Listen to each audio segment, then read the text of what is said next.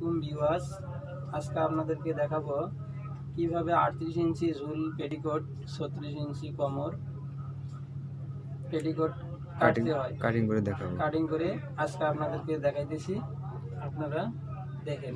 ঠিক এভাবেই কাপড় বেছে নেওয়ার পরে এইভাবেই ডাবলে একটা ভাঁজ দিয়ে নেবেন। নেওয়ার পরে এখান থেকে 2.5 ইঞ্চি, দেখেন 2.5 ইঞ্চি, 2.5 ইঞ্চি ফোল্ড, ঠিক এইভাবে সিঙ্গেলে 5 ইঞ্চি কেটে নেবেন। এটা কোমরের বেল, কয় ইঞ্চি? আর 2.5 ইঞ্চি। 2.5 ইঞ্চি। তারপর জোরে করে এভাবে কাপড়টা খুলে নেবেন। খুলে নেওয়ার পর এভাবে খুলে নেবেন।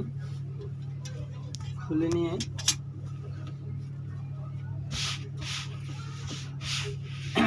এই সাইড থেকে ফিতার কাপড় বের করবেন। এভাবে আমি যেভাবে নিতেছি ঠিক আপনারা পায়ের সাইড থেকে, এই পায়ের সাইড থেকে ডাবলে ফিতার জন্য বের করে নেবেন।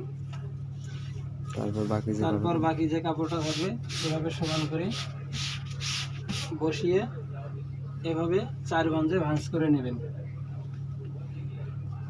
4 ভাঁজে ভাঁজ করে নেবেন। 4 ভাঁজে ভাঁজ করে নিয়ে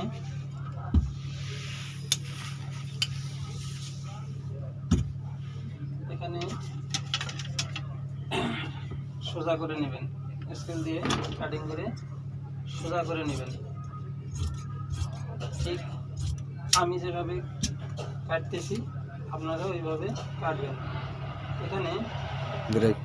এখানে কোমরের জন্য আপনারা 5 ইঞ্চিতে দাগ দিয়ে নেবেন।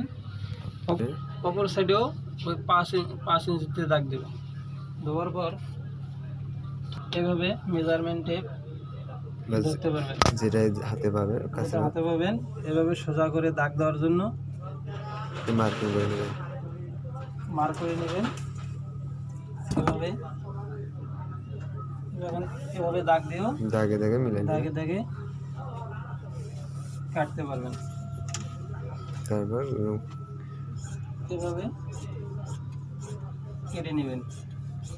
এতে আপনাদের সমস্যা হবে না। এভাবে নিয়ে এর উপরে এই পাটটাও বেছে নেবেন। বেছে নেওয়ার পর এখানে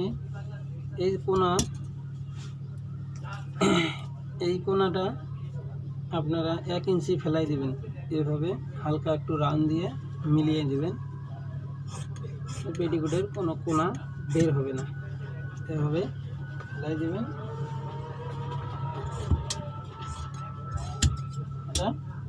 6-7 পেটিকোট।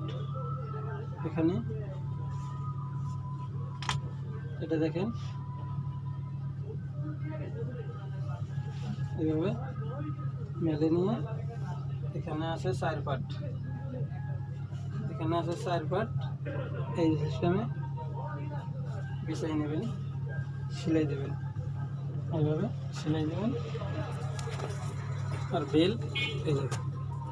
বেলের কাপড় শর্ট পড়লে আপনারা এই ফিতার কাপড় সাইডে জোড়া দিয়ে বেল বাড়ে মাপ অনুযায়ী ঠিক করে নেবেন।